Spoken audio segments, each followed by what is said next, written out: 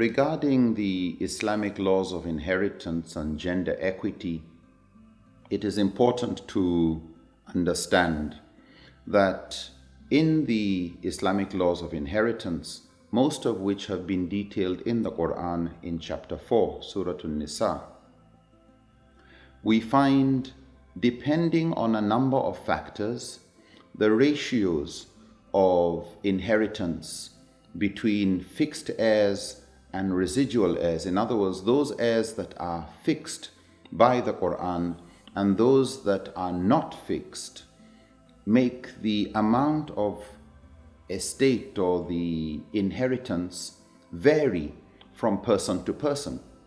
And the difference and criteria, the difference in how much a person inherits, is tied to how close they are to the deceased, whether or not they are considered responsible for others, whether they are blood relations or marital relations, and whether they belong to the younger generation of children or the older generation of grandparents. These are the main criteria that determine how much a person inherits, not gender. Gender does play a role to some extent when it comes to the question of responsibility. So a lot depends on who's alive and who's dead in the network of people to inherit.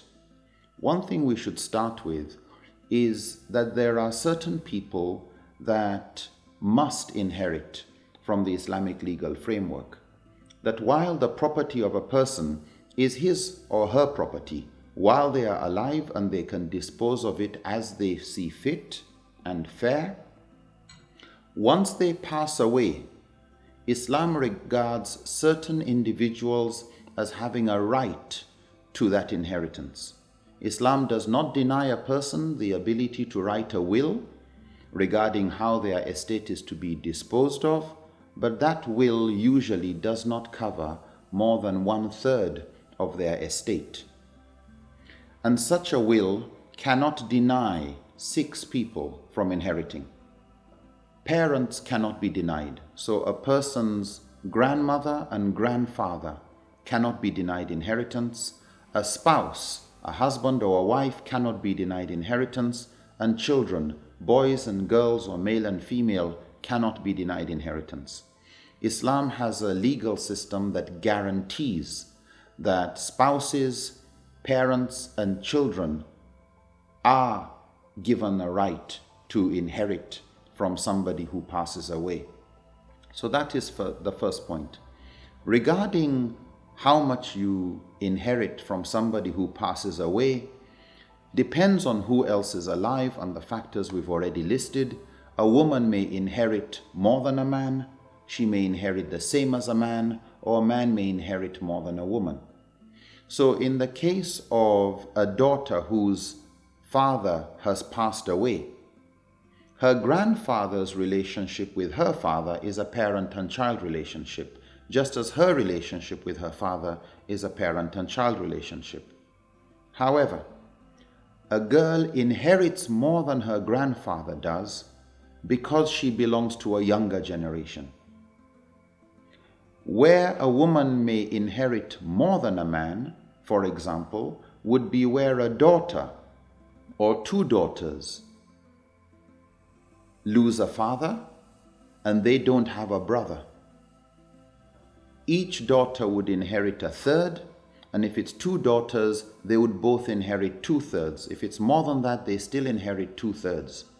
So only 1/3 goes to be shared according to various ratios to grandparents, to uncles, to their mother.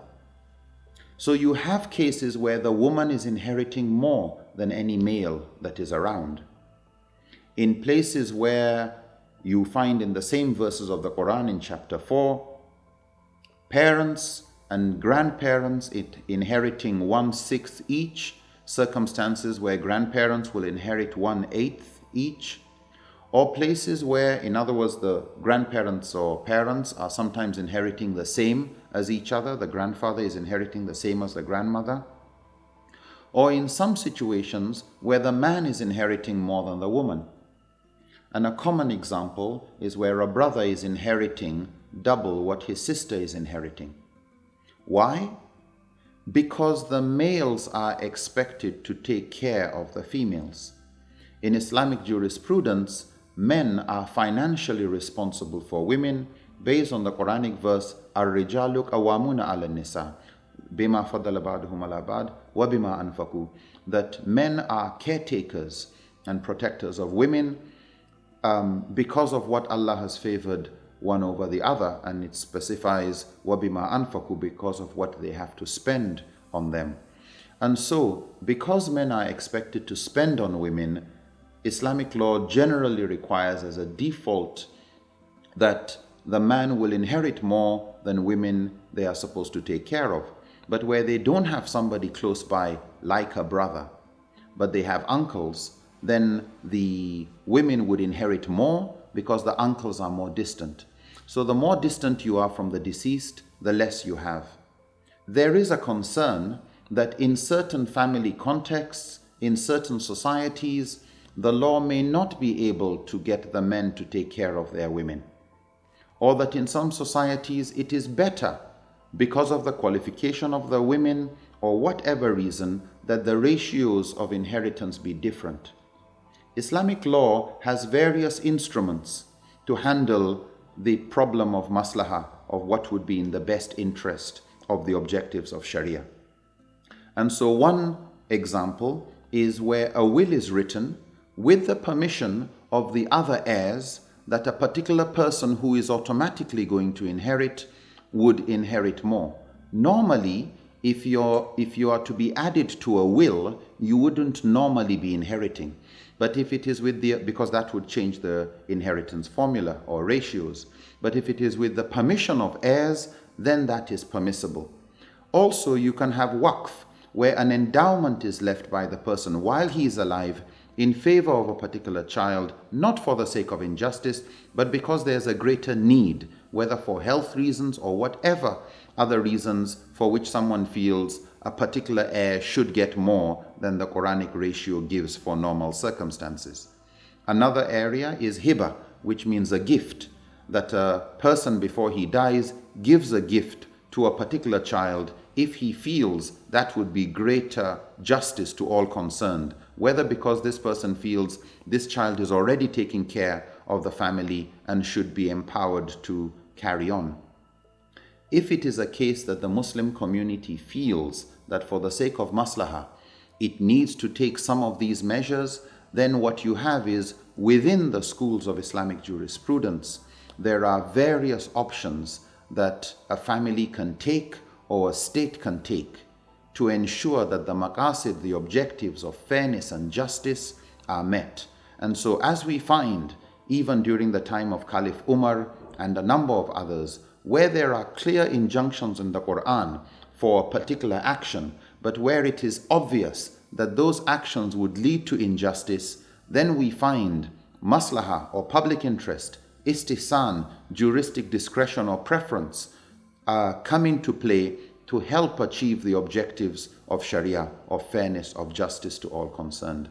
So ultimately, when situations change, it is the job of mujtahid jurists and muftis to look into the situation and ensure that the changed circumstances do not perpetuate injustice or cause some of the injunctions in the Quran or the Sunnah to cause harm or injustice to the Ummah. And Allah knows best.